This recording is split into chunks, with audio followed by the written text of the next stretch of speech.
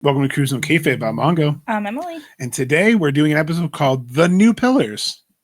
So we have been talking for quite a while about the pillars and how, yes, we've had these men out here since 2021 claiming to be the pillars, but really we've seen them since 2019, and it's time for a change.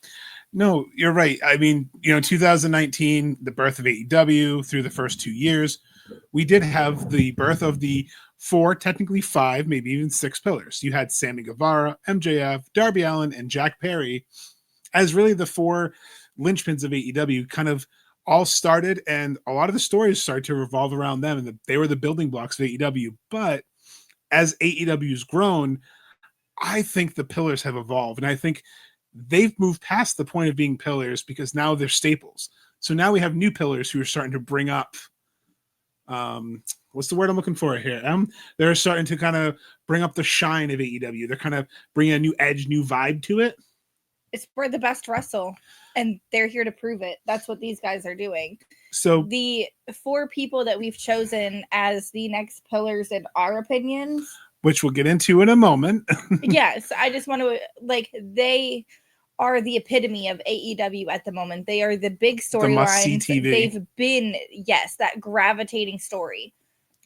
So I guess before we go into the new pillars, and we're gonna do like American Idol style. We're not gonna just give it to you all at once. We're gonna make you wait here for a moment. Let's talk about the original 4, kind of where they're at and where we think they're going. Can I start by how they were introduced to us? Absolutely. So I am not better than you, and you know it. So I will not be doing this promo much justice.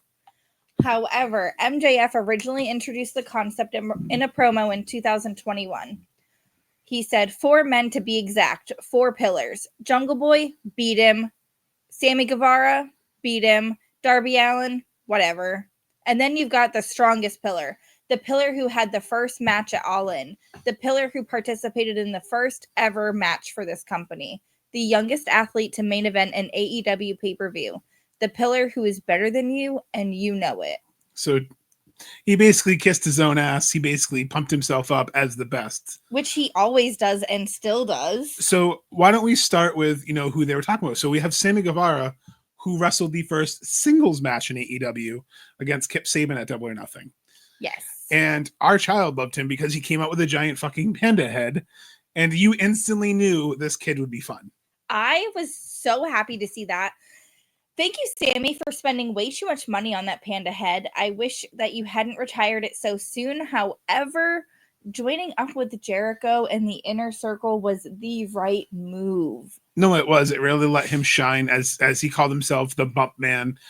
I remember in 2021 when they did the not Anarchy in the Arena, Stadium Stampede, he got the pinfall the first time fans were back. And he talked about how special that was. And I think that was the nod of how much work he did as one of the original pillars, as the must-see, the golf cart. I mean, how can you not like when Matt Hardy was chasing him down in the golf cart? 5 years later, he still pops. But where's our fucking toy, Jazzwares? But he still pops. I was just going to say, again, Jeremy, we have so many toy ideas over here. But Action figures. And yeah, I know he's gone to Ring of Honor lately, and he's the tag team champion with Dustin Rhodes. And, Sons of Texas, they've done well, almost a year as champions. And let's think about that for a minute. He worked with Chris Jericho for years in multiple factions. And now he's working with not just Dustin Rhodes, but wrestling royalty. He is. And he's learning from a Texas native who is all about his state. Sammy's from Texas. So he's learning from someone he grew up watching. And you can say what you want about Goldust and WWE, but Dustin Rhodes, is a phenomenal mind for the business. And to learn under his leadership, it's amazing. I mean, every woman always talks about how they love going to his matches and getting his guidance. The School of Rhodes in Texas gets a lot of people who want to go there. So Sammy being under that learning tree of the experienced veteran, they got to go to Tokyo and wrestle together. He got to live his dream and wrestle in the Tokyo Dome. There's things that Sammy has been able to do in this business that he's outgrown this pillar. Because he's really just proved himself over and over again. He went out to be a dad and he came back and he's killing it still. And I'm very proud of everything that he's grown with in this company. We literally met him in what, 2000? We met him in 2020, actually, right when we got off the, not 2021, excuse me, when we got off the Jericho Cruise in October. We had to wear a mask when we met him. I remember we got a picture, but he was so nice. He was TNT champion. He was talking about how much that championship meant and how much Cody put him over. You know, Cody, after, you know, he left, really put Sammy over, and that TNT run really kind of pushed him up a little bit, kind of gave him more of that upper mid-card level where he's at. And that ladder match. Oh, that cutter is still shown in Dynamite to this day. Yeah. So Epic. I think, because we're going to save the best for last, but I think we're going to move on to Jack Perry here. So Jack Perry's had quite a transformation. I mean, you went from Luchasaurus and Jungle Boy with Marco Stunt, Jurassic Express, winning the tag titles, to singing Tarzan with him. And then his feud with Christian really brought something out of him. It really kind of awakened Jack Perry. He got rid of the Jungle Boy moniker. You know, it really he was no longer a boy. He was a man. And he just, again, Sammy and, you know, Jack Perry, both controversial figures. It is what it is. We're not here to talk about that, but his growth in the ring, you can't put a number on. He's just tremendously grown as a person in the ring. His promos, I mean, he's basically a blacksmith now. He made his version of the TNT belt. His new gimmick, people don't really understand, but let's talk about that real quick. You know, I know it's a little controversial, but he's the scapegoat. And everybody thinks it's a shot at CM Punk. It's really not. It's a shot at AEW. He feels AEW betrayed him and made him the scapegoat. Forgot him, basically. They cast him off. Remember, they cast him off to Japan. They cast him off to go fight evil. He had to earn his way back to AEW, essentially. He sided with the Elite, and he's still not seen, but he has his character growth. He lost Kill Switch to Christian Cage. He lost everyone, including AEW. So, like, his character has depth. People just can't get over that fake outrage that they always have. And I think the more that people see what he's doing, I think he's outgrown his pillar too, because now he's also in the upper mid card like Sammy. However, I think he's going to align with Jon Moxley. I think he's going to go with the Death Riders, because what did Moxley say to the Young Bucks when the Death Riders first started? He seems like a nice kid or sweet kid. Remember? Yeah. So, and they bled together, right? They did bleed together. Part of the BCC that doesn't get talked about enough is you bleed together. So I think it's important. It is very important. Forged in and combat. This is for a way different episode. I just want to put that little sprinkle out there for the next episode we have. I agree. And last couple thoughts on Jack Perry. I really think that when he does come back, he'll be able to kind of maintain, again, the upper mid card. And I think he's outgrown the pillar because he is his own character. He's grown, he's evolved. And I think that's what I want to get across with this new pillars. We're not saying these are going to be replaced. They're always going to be the original pillars. But I think they've grown into their roles, and they're showing you that they're in these roles to stay. So the next up is Darby Allin. Well, I want to point out something. What's that? So it's been a long time since we've had an AEW wedding. I don't want another wedding on TV. We don't need to see NFJ and Jack Perry have a. No, we don't. No, because they never go well, and it's too gimmicky. We don't need it. Marco Stunt could pop out of the cake. Can we just like put that out there? I'm not trying to put Marco Stunt. What? No, I shouldn't have mentioned Marco earlier to get this. And we're not having him pop out. We're not going to have him pop out of a cupcake. So I had to get you back on that one. I didn't say it. Let's talk about Darby's growth. When he first came in 2019 against Cody, they had a draw that first match. But that bump where he took on the ring apron, like that's what said this is who he is. He hit that on the apron. Oh, you cringe. And then you flash forward to All Out, Joey Janela and him in that Cracker Barrel match. He takes the barrel and Jimmy Havoc moves out of the way and he just does the coffin drop with the barrel on the steps and it shatters. If you only knew how mad I was, that spot would have been so much cooler if someone would have taken it. It's wild. And what a better deserving person. Right. And it's just, it showed his personality. It showed he was the guy that was going to be the Jeff Hardy of AEW. He was going to take all those crazy risks from getting tossed onto the steps, getting thrown into the crowd. Like, no one really took him seriously because he was a car crash, but Jericho took him seriously. So let's go back again. So you now have Jericho in early Dynamite took Sammy under his wing. Jericho had Darby Allin fight him early on in a title match. Remember, he came out with the famous champ. That's where that debuted. And he held his own with Jericho.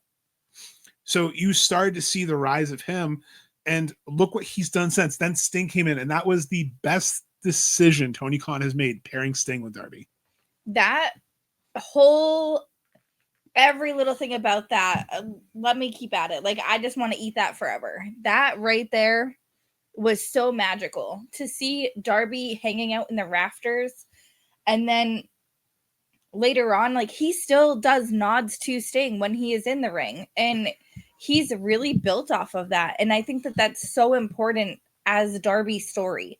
Darby's worked with a lot of older talents that have really developed his style, and part of working with Darby was also exciting for Sting because he got to take on a little piece of Darby. It wasn't just one way of like the man jumped off a balcony for Darby. Like, I know. You want to talk about youthful exuberance, lighting a fire.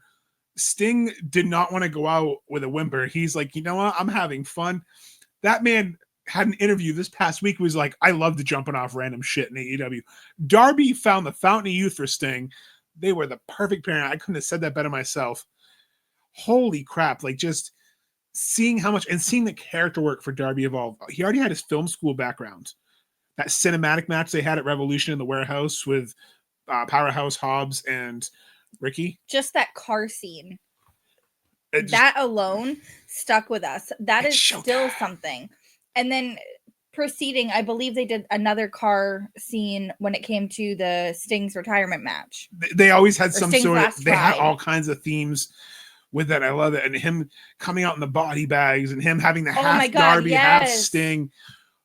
His feud with Team Taz really opened him up. The coffin matches he brought in, it just from his rise now. And now he's being taken seriously as one of the guys who could dethrone Moxley.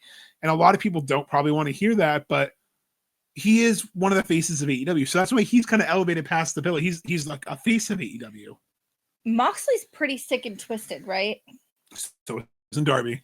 Exactly my point. He said he wants someone who's going to take it to the next level like he is. Who else would? And that's just it. And honestly, like, I've said this a million times, show me the fucking belt. Did Darby take it to Everest? Like, where the fuck did this belt go? Speaking of Everest, here's the thing. What did Moxley say early in those promos? He wants someone to be the flag bearer of AEW. What is Darby literally going to do? Plant a fucking flag on top of Mount Everest, on top of the world, embodying AEW.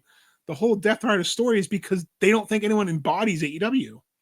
And I think something else important with these pillars is that they didn't give up much of themselves in their development. They've basically like put themselves into these pillar roles. You have Darby again going to Mount Everest and breaking a record with his skateboard, because breaking a record for the only wrestler climbing it. Yeah, at the truest of true, he is a skateboarder and a wrestler. He's both. He's not just one. He's a self-proclaimed adrenaline junkie. Well, he's doing one of the most dangerous things in the world for adrenaline. Like, he's just because the love of that. He'll forever be known because not many people climb Everest. Not many people can say, I climb Mount Everest.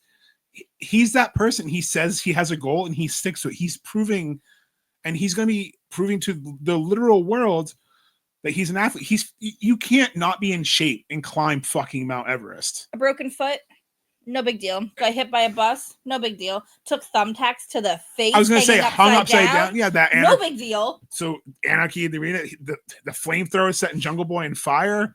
It just, he's embodied. And again, everyone has their weird rating systems for upper mid card, all these things, but he's embodied one of the faces of AEW. He's risen above. And to go to the last pillar, who's speaking of rising above, MJF, you said earlier, better than you and you know it. He truly is. Like, with MJF, he came out, you first got introduced to him, he interrupts Bret Hart at Double Nothing. We've talked to the story, check out our episode. We did a whole episode of MJF the Devil. But he always says, no one's on the level. He's right. Who else has really been on his level? Like, who else can go toe-to-toe on the mic with him? Who else can put the kind of matches, him and Brian Daniels, it still always slips, having their Iron Man match going 65 plus minutes.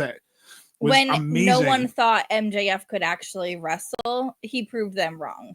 He said, hold my mic and shut up. His title run even the Better Than You Bebe stuff, the Devil storyline, for all the crap it got. I want to quickly go backwards a little bit. After his beef with the Inner Circle, his real villainous came out with the Pinnacle. His real, I don't even want to say narcissism, but his like evil narcissism came out. I am better than you, and I'm showing you. Yes, I think also something very important to recognize about MJF is that he is one of two people to open and close a show. Think about this. A pay-per-view, nonetheless. Think about this too. In wrestling history, you can debate the attendance all you want. Over 80,000 people in Wembley saw him retain his title on a pay-per-view. That is, for all intents and purposes, the highest paid attendance for a wrestling show. And he can say he did that. He had his entrance. The amount of AEW has put into him. When he came back after we thought he walked out of AEW, and you had the video package play after some masked man grabbed the poker chip, and he just puts the scarf on, that place exploded in Chicago. Exploded when MJF came back. And through all the ups and downs with his storylines being start and stopped due to situations which we won't get into, he's maintained composure. The Adam Cole storyline was going great. Adam Cole had an injury.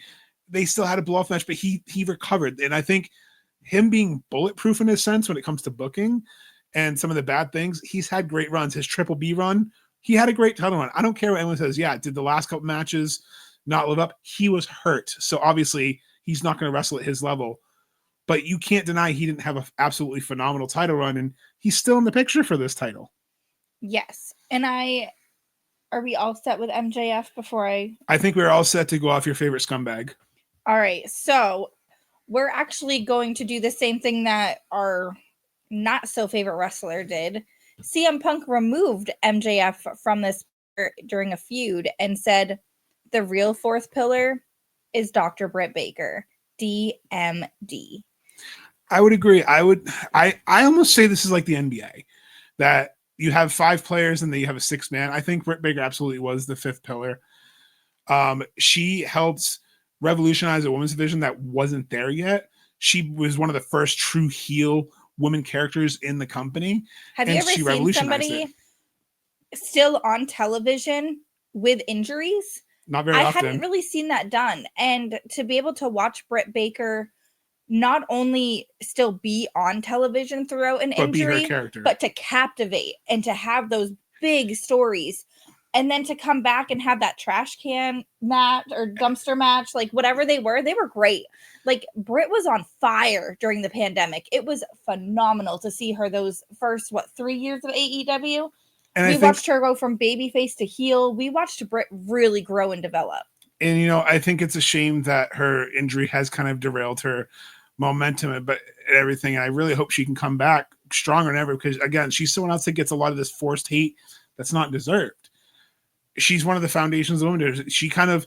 We always talk about wrestling history. This person walks so that other person can run. She walks so you could have a Megan Bain run, so you could have a Tay Conti and Anna Jay. She helped lead that. She helped get women noticed. Her and Thunder Rosa having that St. Patrick's Day match. Her getting that Bloody Brit shirt that it was trending. I want to point out the fact that match was unrestricted. Well, unsanctioned, yeah. Unsanctioned. Unrestricted is that podcast. It is. So that match was unsanctioned. And then you want to fast forward, by the end of the year, the women were having a hardcore match on television. By the end of that same year. And she was one of the first women in AEW to do a hardcore match. So, Mick Foley gave her props for that. And I think that's why she is one of those 5th pillars. And then I said, quickly to wrap up this, the 6th man, Orange Cassidy would be the 6th man. So he, again, one of the originals that he came in kind of out of nowhere. He had that sloth style, you don't understand, but then he fought Pocket all out. He will try. Emily used to sit there on the couch. He will try. He's gonna try. Why are you gonna out me like that? Because you were excited. It was amazing. You and Cam were like, yeah, and just. I did it for the child. Seeing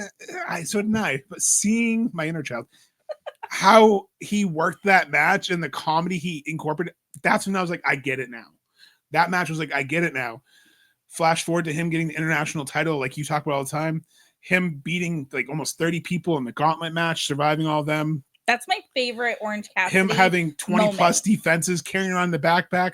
He showed you he can hang. He hanging with Moxley in in 2 main events. And if not for an injury, when he comes back, he's going to have an amazing pop because he's been gone.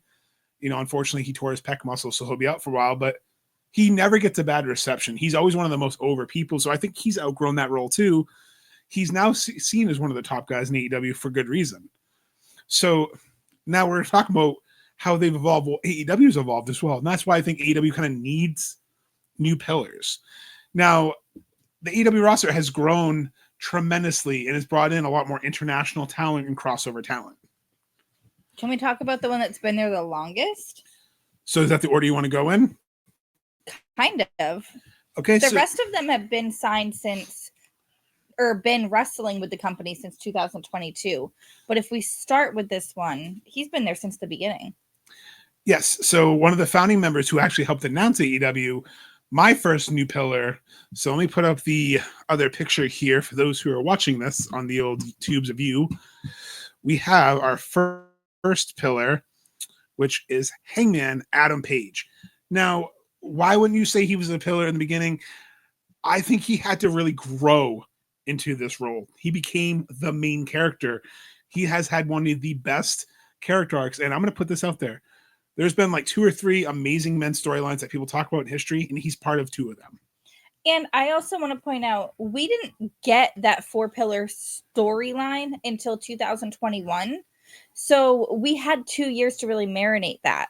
So again, now we're looking back a couple of years, and these 4 people have really elevated this to like every division. They've elevated the storytelling. They've elevated everything, the match, everything else. So Hangman is my first new pillar because he went from this goofy cowboy to this anxious millennial that drank to this crazy unhinged. His character evolution has been probably the best and most relatable in AEW. And you can talk about his early stuff when he lost to Jericho. He didn't win the title, but he came out on Hunter Horse Helmsley, still pops me to this day. To his first real story, him and the Elite breaking up and him turning and Kenny having their feud, him finally capturing the title from Kenny. And it seemed like his momentum and everything was derailed when he lost the belt. And everyone says he had a bad title run. And I'm going to put this out there now. Babyfaces typically don't have the best title runs because the thrill is in the chase. So a lot of people turn on face champions very quickly because, well, they've got the prize. Now what? Yes. And I think that was kind of what hurt him a little bit was now what? And ever since he's lost it, that's been his story. Ever since he lost that title, he's been wanting to climb. He's been wanting to crawl. And he just has obstacle after obstacle getting in his way. His drinking, everything. So he's had to find himself. But like he said in his promo, he had to do things that he never thought he would do. And I think this has been the absolute most best version of Hangman, like you said.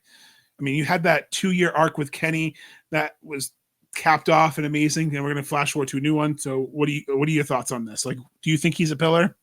100%. He's had 144 matches. Remember, this is all according to Cage Match. So 144 matches in AEW, 28 of which were pay-per-view matches, including pre-shows. That's wild. And I mean, I look at how young he was when he was in the Bullet Club and how much he's grown in AEW, how, 2022, 2023, he started to develop because 2022, at beginning 2023, he was kind of the goofy cowboy. He wasn't really finding a character that worked for him until Swerve happened. And I know it's going to probably be a precursor for things to come, but think about that. That feud with Swerve took both men, including Hangman, to the next fucking level. Swerve broke into the man's house. Swerve did things that he would never normally do, and Hangman did things he would never normally do. And I mean, we all knew Swerve had a vicious side from breaking Daddy Ass's fingers, but breaking into his house and Hangman was just celebrating the birth of his child. And you see Swerve. I'll never forget that image of Swerve looking over the empty crib. It was eerie. It was very horror movie vibes. And we could do a whole episode on their feud. Maybe we should. I think we should. Tell us what you guys think. Their whole entire feud from beginning to end, every match just got more and more violent. The stakes got more and more personal. And now you're starting to see him turn that corner because he blames Swerve for his downfall. He blames Swerve for him not being able to capture because all he can think about, remember last year, all he could think about was that man. And it drove him insane. He burned the man's house. He burned the man's After house. he bought it. Swerve just bought the house, hadn't even opened the lock yet, and Hangman sitting outside drinking while the house is on fire. Another iconic image. And now he has a chance. Again, we used it for our Christmas. As like our fireplace instead of like everyone does a Are roaring you a log? It was great though. You know what? Did you expect anything less of us? But so that's why he's my first pillar in this new genre, because he is the main character, because he is on a path to recapture that title that he was screwed out of, that he feels he didn't really get a chance with. And I think if he wins it and he goes to All In and he wins that title, that redemption is going to feel so sweet to him. And I just love that he's still not quite babyface. He's like a tweener. He's like not quite heel, not quite babyface. Yes. And he's starting to realize what he's done. He retired his best friend, Christopher Daniels. He beat the living fuck out of him and retired him. So I think that's why he's a pillar, because you say Hangman versus someone, people are tuning in. That's true.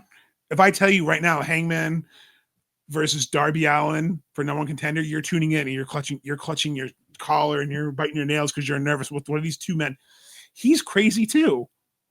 He's going to wrap himself in barbed wire. Look what he did to Swerve in that cage match. He injected him. He stopped him with a cinder block. He did everything but throw him out into the crowd and let the crowd beat him up. Like, he just destroyed him. And I think that's why he's the first pillar. And since we've already kind of talked about him, let's go to the second one. What do you think? So, all right. Who's the next pillar? Whose house? Swerve's house. Swerve Strickland, absolutely the second pillar. 106 matches in AEW, 19 of which were pay-per-views with pre-shows. And I remember when that signing first happened and Tony Schiavone introduced him, the crowd didn't seem to really give a shit. And I remember being excited because I was like, oh, NXT, because he was so good. And then talking to Smokey, aka Jeff, he's like, oh, yes, Killshot from Lucha Underground, yes. And he was so hyped. And we say it all the time on the show. If Jeff is hyped on someone, I'm instantly, okay, I got to research because him and I are very similar. So something that really gravitates me with this is kind of like how we had for Darby Allin, where our child was captivated by this Who's house. And we were going around the house constantly to each other, still might. And we like constantly ask, like, whose house? And you've got me over here saying, this is my house. And then you've got Mongo over here. Whose house? And I think that I will never forget, I went to Big Lots and there was a Swerve Strickland WWE action figure. And maybe he wasn't even Swerve Strickland. I don't remember his WWE name. But anyways, there was a Swerve action figure, and Cam was so excited to have this Swerve Strickland Whose House AEW guy. And that says everything you need to know as far as being a pillar, is being not just like a fan for the adults to watch, but like you want us to have our children involved as well. That's the next generation. You need to captivate that next generation as well. No, I agree. And I think that was Swerve. Him coming in was one of the best signings AEW has had. Because when he was first signed, there was so much potential, and they teamed him up with Keith Lee, and he had the awesome feud with the Acclaimed.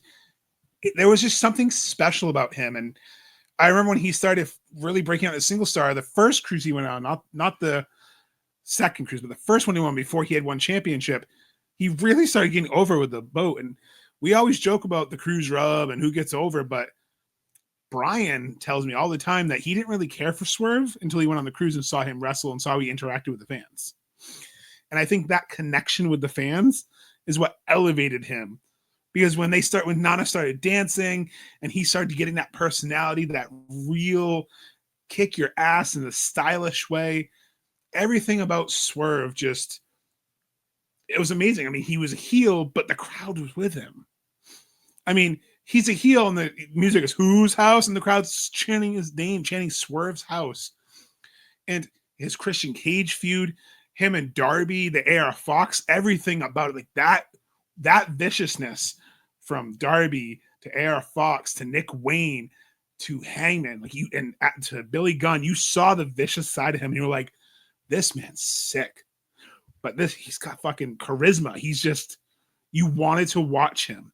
You might have not liked him, like, oh, I want him to lose, but you couldn't look away. Now, flash forward Dynasty last year, he wins the title, goes on a great run, has probably one of the best matches of the year with Bryan Danielson at All In. And just everything he touches has been turning to gold. Even in defeat, he's still one of the best wrestlers in AEW. I think that Swerve really, truly showed us what it means to take the ball and run, because that's exactly what he did. He wasn't given the best of shots with every story. He took that and made it the best. And that's, I think, what works for these kind of characters is if you can take a turd and make it into a cupcake, wrestling wise, you have something. Because the best wrestlers, look at Chris Jericho. You know, Matt Cardona said in a recent interview, the master of innovation, if you see the word innovative in the dictionary, you're going to see a picture of Chris Jericho. Swerve gets to work for someone like him. Swerve gets to see these types of wrestlers who innovate and change. If you go back and watch Swerve and NXT, Swerve AEW 2022, 2023 to now, you'll see character growth. You'll see development. You'll see understanding. My favorite Nigel McGuinness quote, I know I keep throwing around quotes out, is it's not about the moves, but it's about what happens between the moves. And Swerve is so good at, he'll hit you with a house call and he might hit the gritty. He'll hit you with a swerve stomp, but he'll make it the coolest way possible. And then afterwards, he's just smiling at the camera. He gets it. He oozes charisma. He is charisma. And again, if you tell me Swerve Strickland versus Hangman is the main event of All In, we're going to watch. He's another one. If you tell me he's in a match, it's must watch. Yes. And speaking of must watch, this next pillar, well, I'm glad that we have her because I loved watching her in NXT UK. I thought when WB got her from Stardom, I was like, they have a champion. They have someone who's going to dominate. They have someone who could go against Charlotte. It didn't work out, but AEW recognized something in Toni Storm. So that's my next pillar. The person who has had arguably the best women's storyline in wrestling history, timeless Toni Storm. Yes, her first match was actually for the Owen Hart qualifier where she defeated Allie. And Allie in 2022 was on a pretty good streak. Allie was killing it with apparently. I mean, was it Penelope? Yes. Yes, it was Penelope and Allie. And the two of them, they were going hardcore matches. They were going all through it. So to be able to defeat Allie during that run is pretty epic. And it was a good welcome to the company because, I mean, she had left WWE. You kind of had a feeling she would come. Her rock star music hits. She comes in. She eventually, goes on a tear. And then she kind of joins the Outcasts. And she kind of changes from that rock and roll to this Outcast where it's kind of like WWE, ex-WWE wrestlers or CW. They didn't really flesh it out, but something was always special about Toni. Even Saraya mentioned it in interviews. Something was special. And she wins the championship and she starts really oozing more of that confidence. And she starts having great matches. And her and Jamie Hayter just had such an epic rivalry. And she just really started to grow. And then her losing the title, it broke her. And then her winning again, it broke her again. And she became timeless. And she became this character that you didn't quite understand at first. And you're like, oh, she's that Marilyn Monroe Hollywood star who the title belt is like her Oscar. And the more it fleshed out, it was great. Cheap plug for our All About Mariah episode if you want to kind of get in depth in that storyline. The best storyline that just concluded this year at Revolution. She's must-see TV. Every promo, she could just wink on the screen and it's going to get like 1 million views on YouTube. It really will. So she's actually had 109 matches in Holy AEW, shit. And 16 of them are on pay-per-views with pre-shows. And think about how her feuds kind of went. She had her Sheeta feud with her Rockstar gimmick, her Jamie Hayter with her Outcast gimmick, and then Deonna Purrazzo and Mariah May and Mina in her Timeless gimmick. Like she's had these amazing rivalries, and all those women are no slouches in this division. No. And she's not really put on a bad match. And I think when you see billboards and you see production trucks, she's on the truck for a reason. Her black and white aesthetic, the visual presentation, Luther being the butler, everything about Timeless is captivating. You want to see her win. You want to see her in the ring. When she came back and she had the amnesia gimmick and she thought she was the rock star again, just to show you that she was playing her role of a lifetime. And I have yet to be disappointed in things Toni Storm's done. I think that's why she really elevated to the next pillar, like what I did there, because she is the face of the women's division. She is, when I think of the women's division at AEW, it's Toni Storm. Yes, definitely. I think that it's hard to believe that Toni wasn't there all along. It feels like it in a good way. It really does. And not to say that Britt's been in the shadows since Toni came along, but I definitely feel like the Britt storylines kind of fizzled out a little bit, and we got hit in the face with Toni Storm, and it was magical and beautiful, and I want to be hit with it more. And her rise really helped because unfortunately you did have people going off TV, either injury or vacations or going home or storylines, and opportunity is everything in wrestling, and she seized her opportunity. And I think if you can show you're going to put 110% into what you're doing on TV, they're going to put 110% into you. And it shows with Toni. I mean, it still blows my mind that Saraya said that she was afraid to go on the microphone. Toni Storm, probably one of the best promos in the world, was afraid to go on the mic. Like, the amount of fear and vulnerability she had to put out there to make herself comfortable to do that is incredible. That's, unimaginable. And again, we've seen her transition so much. You know that I love gear. I love everything about the fashion of wrestling. And she has really captivated and transpired herself. And I think it's really fun to, what is she going to come out in this time? What is she wearing? Is it black and white? Does it have color? What is she up to? And I have to admit, this last run, she's added a lot of color to her gear. And I'm curious what this It's almost like, have you ever seen Pleasantville? Yes. It's like how it's black and white until they basically break the fourth wall with certain things. And people start getting their clothes like, oh, there's a person in the window that's green. It reminds me of Pleasantville when it slowly starts to turn colorized. Yeah. So it's kind of cool to see her take a little bit of both, the rocker and timeless, and kind of mend them together. I'm curious as to what this means going forward with her title run. I mean, Mina just beat her, didn't she? Mina just pinned the champion to get a shot at her Double or Nothing, and that's a big deal, guys. Yeah, I'm just gonna say rose gold. There's a certain friend in the corner that I'm not saying she's gonna start a rivalry with Toni again, but doesn't mean she can't help her friend win a title. Mariah May. She may interfere. She is a baddie. And you have Megan Bayne in the corner that she struggled to beat. Like, you can put her in the ring with anyone and it's believable she wins. And that's another reason why I think she's up there. Like, if you tell me if she beat Megan Bayne, she did, but she had to be smart. And that's the thing. She's a smart wrestler in the ring. She doesn't insult your intelligence as she fights Megan Bayne, that she's throwing around like a ragdoll, because Megan Bayne is insanely strong and athletic. Toni uses her smarts and she does like 8 hip attacks, and then finally takes her out and gets that tight roll up pin because she uses her brain to beat the her David brain Goliath. And her assets, literally. And she's elevated the women's division, so that's why she is the third pillar in the new pillars. So obviously there's 4. So who is the final in the 4th pillar in AEW? Well, I think, bro, we have an answer for that. I think that the biggest thing to be said is that this person's been wrestling with AEW since 2022. When he unlocked the forbidden door, bruv. And had to finish out another contract and was signed in 2024. And I will never forget the first time I got to introduce Emily, because she didn't understand, why does he like this Ospreay guy so much? And we told that story again, another episode. We Live, Laugh, Bruv. Check it out on YouTube. We did our whole deep dive into him as well. Ironic that all these pillars we've done episodes on, almost like they're pillars.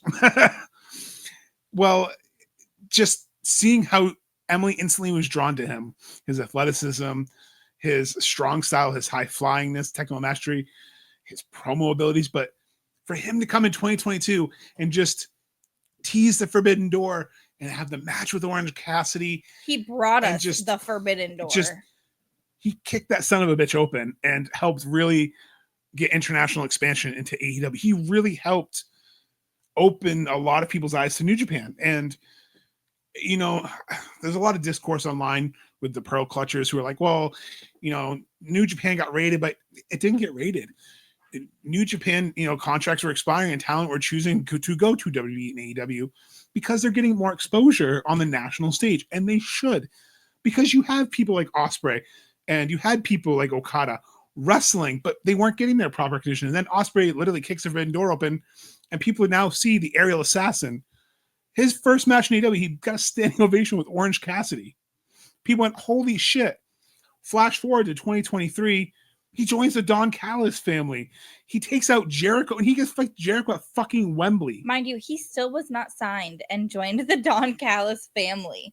Like, this man was making our television light up. This man was grabbing the viewers. He was, again, all in. He was taking over. And even if you kind of go a little bit before All In, you know, he has Wrestle Kingdom. He has that amazing match where he beats Kenny Omega in the Tokyo Dome. And it's basically like, this is my territory now. You fucking left New Japan. They go to Forbidden Door. Kenny gets his win back in Canada. So it's like you have all these insane matches. And then he's fighting Jericho and he's in front of the biggest wrestling crowd. And again, Wembley. And he talks about that. And I even said it when he had his match at Wembley, when he's signing with AEW. Because that was like his audition. He beats Jericho at fucking Wembley. And then I remember Full Gear 2023. There was tease of this big signing. Emily and I were both like, we hope it's Will, but we've heard the rumors that he's not a free agent. So we didn't have our hopes up. We were like, let's hope, but we were like, if it is, cool, but it's probably not. And then Elevated hits, and we both, I don't know who screamed louder, her or me. We both leaped out of the fucking seat. And when he just said those words, I am all elite, bruv. We were just, I'm still getting the goosebumps right now. Like, it's still it was so awestruck, magical. And to get to witness his first fucking match in person at Revolution, like his first pay-per-view match as a member of the roster, I still think about him breaking his ass because Takeshita dropped him on the turnbuckle.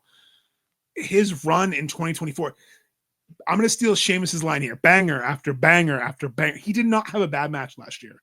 No, and he's had 62 matches in AEW, and That's 15 wild. of them were pay-per-view matches. Wild.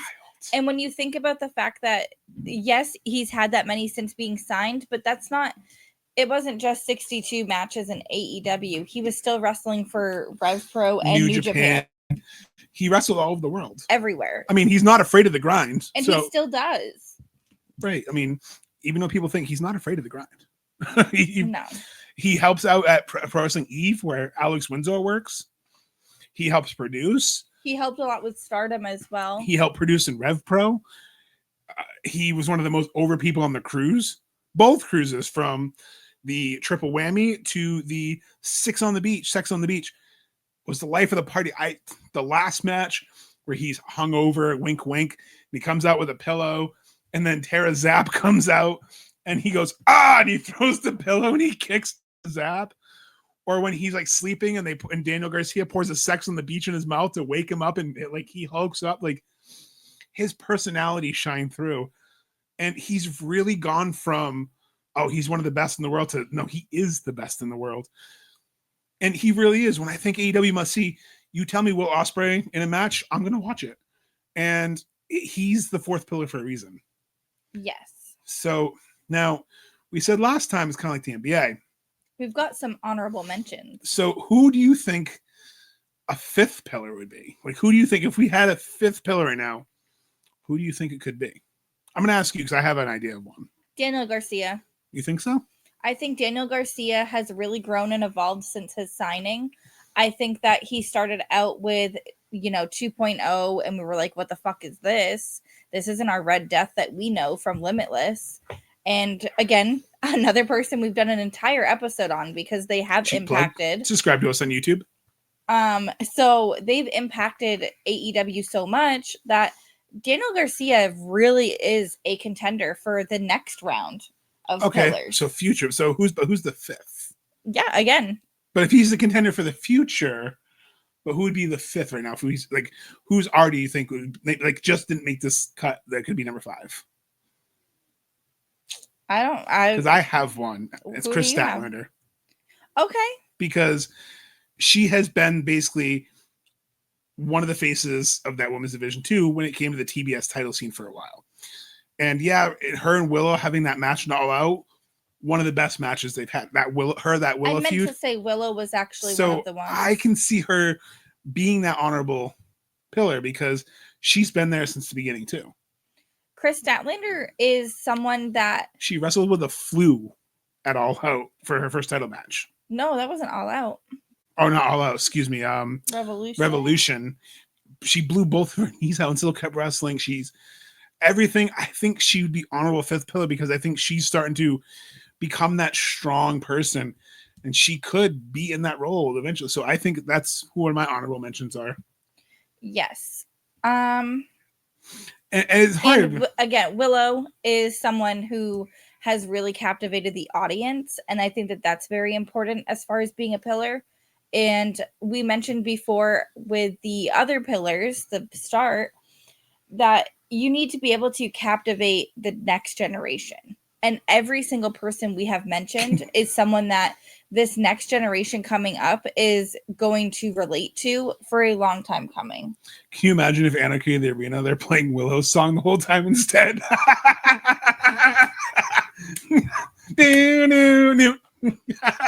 How funny would that be? Sorry, you just said that. That's all I could think of. As long as it's not Wild Thing, we're fucking Oh, thank good. God. Ugh.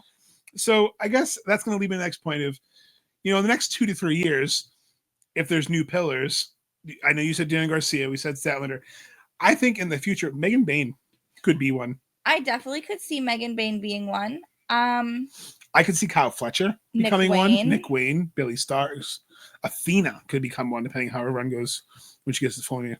So part of the pillars is also maybe not necessarily people that are main event contenders. So Athena, is she above the pillar or is she with the pillars? I think she could because we haven't seen her fully on main roster, but every time she's wrestled, she's had one of the best matches. She's the reason why I tune into Ring of Honor. So I was just going to point out, people are constantly saying, oh, she's so good, she needs to be part of AEW, blah, blah, blah, blah, blah. She is. Okay, so she is with AEW. Essentially, Ring of Honor is with AEW. And I think that a huge part of people that don't understand that relationship, you want to see Athena do these things with AEW, but that means leaving behind this Ring of Honor legacy she's built. She is the longest running Ring of Honor champion. Almost 900 days. Not male, female. She is the longest running of any champion. Of any. And I think that is and when something Billy starts momentous. Finally dethrones her, that I've been saying for 3 years, it's going to be magical. So think about that. You've been saying this for 3 years because Athena is not just the women's. She's our forever champion. She's the forever ever. And I can't remember what minion number she gave me, but I have a minion number, so. But I want to kind of leave out another one I just thought of, Takeshita. Oh, 100%. As soon as he came in, he was a force, and I didn't know anything about him. Beat Omega twice. But the way that Omega and Ospreay have talked about him and wrestled with him, amazing. I was so excited to see him on the cruise, and I just didn't even know what to say. I just did the head nod, you're fucking amazing. He was very reserved, and I respected that too. He was very reserved, but yeah, I could see the future pillars being a Takeshita, a Fletcher, a Bane. I could see those being some of the future linchpins, as the kind of next class to rise up. So I know it's a weird concept we're doing, but that's who we think. So we kind of want to spin it back on who do you guys let us know in the comments below here on YouTube, or go on our Facebook and let us know at Cruising with Kayfabe both. Who do you think? Do you agree with who we think the new 4 pillars are? Do you think it should stay the original 4 pillars? Do you think you want to add someone, or who do you think will be in the future? I'm actually really excited to see what you guys think as well, because as great as our opinions are, we like to hear other people's too. And that's the great thing. A great way we can wrap up here is we love to have the engagement. That's one of the things we love to do with our pages, with our content, is we want to engage. We're not trying to be critics. We're not trying to be, this is why you need to watch. We don't know everything. We're trying to say this is why we enjoy it. And if you like it, we just hoping to have a civil conversation. And we enjoy everyone who does have those conversations with us. And we love doing the fan interactive episodes. And unfortunately, now there's some streaming issues. We might not be able to do a lot of lives coming up. We will have our predictions coming up for Double or Nothing weekend, but we might have to have a little delay because there's going to be some technical stuff I got to learn. But we look forward to having engagement in those episodes, like Mad Libs we just did recently. We have our Wheel of Fun. We have our Bucket of Fun. So if you have other ideas for episodes you want to see us do, let us know. And again, going back to the engagement, if you are not following us on Facebook and YouTube, please go and follow and interact with us, because that is something that we're in the comments. We're constantly responding back to people, and we're always growing. But part of what we like to do is get that feedback. We want to learn what makes like. you love it. What do you love about AEW? What makes you continue watching every week? What makes it so you don't want to miss an episode? What makes you pay for that pay-per-view? Because we know you can watch wrestling pay-per-views for free. What makes you go and be like, you know what, I really need to watch this AEW pay-per-view? No, I agree. I want to thank everyone for listening in. Again, please give us your feedback. We want to hear from you. We want to talk with you. We enjoy doing these, so make sure you like, follow, and subscribe on all of our socials at Cruising with Kayfabe. We're pretty much on every social media with the same handle. Let us know, and if you see things you think are interesting, let us know. We appreciate all the interaction. We look forward to. We have a lot of new content coming out for you. So I'm going to say my cliche line like always. So remember, always keep the kayfabe.